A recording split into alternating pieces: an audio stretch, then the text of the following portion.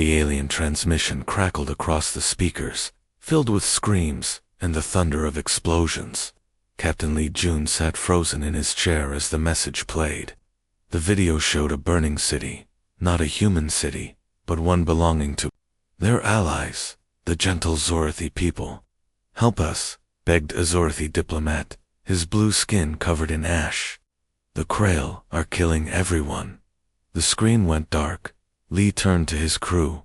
Everyone looked shocked. On screen, they could see the Krail warships hovering above the planet, firing their weapons over and over. Entire buildings disappeared in flashes of light. "Those are civilian areas," whispered Lieutenant Park Suman, her hands shaking. Engineer Kim Tae-ho slammed his fist on the console. "They're murdering them. The Zorathi never hurt anyone." Lee took a deep breath. The Zorathi had been Earth's first friends in space. When humans were new to the galaxy, the Zorathi had helped them. Now, the Krail Empire was burning their worlds. The worst part came next. A new image appeared. 3 human bodies in aid worker uniforms lay broken in the ruins. Lee recognized one of them, his friend, Dr. Han Ji-woo, who had gone to New Daejeon to help build hospitals. Silence filled the bridge. Then alarms blared. A Krail warship had just entered their system. "Captain," shouted Suman, "they're hailing us." Lee nodded. The screen changed to show a Krail commander, his scaly face twisted in a cruel smile. "Humans," the alien hissed. "Run home to your little planet. This is not your fight." Lee felt his hands turn to fists. He looked at the image of his dead friend, then at his crew. "No," he said quietly, then louder. "You made it our fight." The Krail commander laughed. "What will you do? Cry, beg?" Lee turned to Tae-ho. "Power up the weapons." The engineer grinned, with pleasure. The Krail's smile faded as he saw human ships moving into attack positions. "You don't understand," Lee said, his voice cold. "You hurt our friends. Now you'll learn why that was your last mistake." The transmission cut off as the human warships opened fire. Somewhere in the galaxy, the Krail Empire had just woken something terrible, and it was coming for them. The Krail commander leaned back in his chair, watching the battle reports with amusement. His sharp teeth glinted as he laughed. "The humans are actually coming," he said to his officers. "They think they can fight us." His second in command, a scarred warrior named Vorsk, chuckled. "They are weak. They care too much. That will be their downfall." The commander nodded. Humans were strange. They helped other species instead of conquering them. They built hospitals instead of weapons. Foolish. Meanwhile, deep in human space, Admiral Parks stood on the bridge of the UNS Vengeance. The massive warship hummed with power. Around it, hundreds of other ships prepared for war. Lieutenant Kim Yuna watched the screens with sharp eyes. "All ships report ready, Admiral," she said. Park nodded. He was an old man, with gray hair and tired eyes, but those eyes burned with anger now. "The Krail think we're weak," he said. "They think because we don't attack first, we can't fight." A young officer, Ensign Lee Min, spoke up. "Sir, the Zorathi never hurt anyone. Why did the Krail do this?" Park turned to look at the stars. "Because some creatures only understand power." He pressed a button.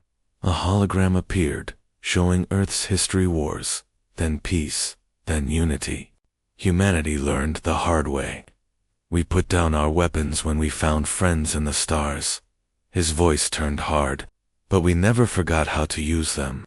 On the planet below, factories that had once made farming equipment now built guns. Shipyards that made passenger transports now produced warships. The humans had not been preparing for war, but they were very, very good at changing when needed." A message came through. It was from the Krail commander. His ugly face filled the screen. "Human Admiral," he sneered. "Turn back now, or we will burn. Your world's like we burned, the Zorathi." Park didn't even blink. You made two mistakes, he said calmly. First, you attacked our friends. He leaned forward. Second, you think we're asking permission to fight back. The screen went dark as Park cut the transmission. He turned to his crew. Move us out. Maximum speed. As the human fleet jumped toward crawl space, the Admiral whispered words that would soon echo across the galaxy. Let's show them why you don't wake a sleeping giant. The stars blurred as the human fleet dropped out of warp. Before them floated the Krall border station, a massive ring of guns and armor, meant to stop invaders. Lieutenant Park Suman's fingers flew across her console. No detection yet, she whispered. Their scanners can't see us. Captain Lee Jun allowed himself a small smile. The Krall had laughed at human stealth tech. Now they'd learn. All ships, Lee said quietly, lock targets. Aboard the Krall station, Commander Vorsk yawned. Guarding the border was boring. The humans would never dare attack the mighty Krall Empire. Then the lights went out. Report, Vorsk shouted. Before anyone could answer, the entire station shook. Alarms screamed as explosions ripped through the hull. Human ships, a soldier yelled. They're everywhere. Vorsk ran to the window and froze. Space was full of human warships. Not the weak, clumsy vessels the Krall expected. Sleek killers with guns that glowed with power. On the Un's vengeance, Admiral Park watched the station burn. Send them a message, he said. A single phrase flashed across every Krall screen in bright red letters. You were warned. Then the railguns fired again. The station came apart like paper in a storm. Metal and bodies spun into the void. Somewhere in the wreckage, Vorsk floated, dying. His last thought was fear. The humans weren't weak. They were monsters, and they were coming. The Krall Emperor smashed his fist on the war table, making his generals jump. One human fleet destroyed our border station. Impossible. His yellow eyes burned with rage. General Kor, still shaking from his escape, bowed low. Your Majesty, their weapons, their ships. They're not what we expected. They fight like demons. The Emperor turned to his fleet commander. Gather every warship. I want this human pest crushed. Meanwhile, Admiral Park stood on the bridge of the Un's vengeance, watching the star map. Red dots showed the Krall armada gathering, hundreds of ships moving to meet them. Lieutenant Kim Yuna swallowed hard. Sir, there's too many, even for us. Park didn't blink. Tell the Doomsayer to activate Omega Protocol. A young communications officer gasped. But Admiral, that's do it. Deep in the human fleet, the massive AI warship Doomsayer hummed to life.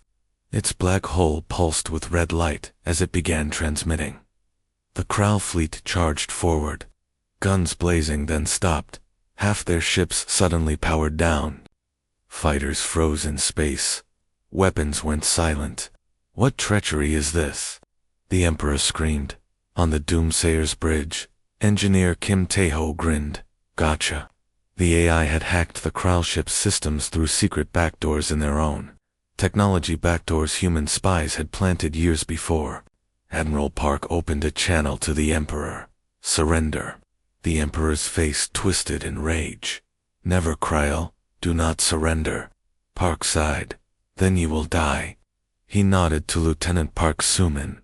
She pressed a single button.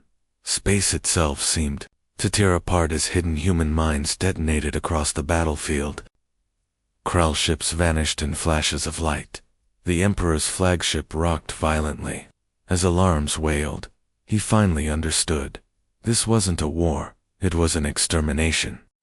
The last Krall warship exploded in silence, its fireball quickly swallowed by the endless dark of space.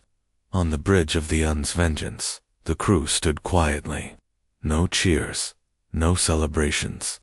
Just the soft beeping of consoles and the heavy weight of what they'd done. Admiral Park rubbed his tired eyes. Status report. Lieutenant Kim Yuna checked her screen. All Krall forces in this sector destroyed or surrendered, sir. Their empire ... It's finished.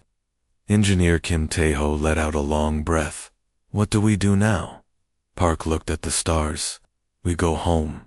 On Earth, people gathered at the memorial wall. Names of the dead stretched as far as the eye could see, human and Zorathy alike. A young girl placed flowers beneath Dr. Han Ji-woo's name. Nearby, a captured Kral officer, now a prisoner, watched in confusion. Why build this? He asked. You won. Captain Lee Jun turned to him. So we never forget what happens when we let ourselves become monsters. Across the galaxy, news spread fast. The mighty Kral Empire had fallen in a single day.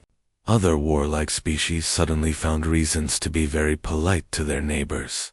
On a small space station, 3 different alien ambassadors argued quietly.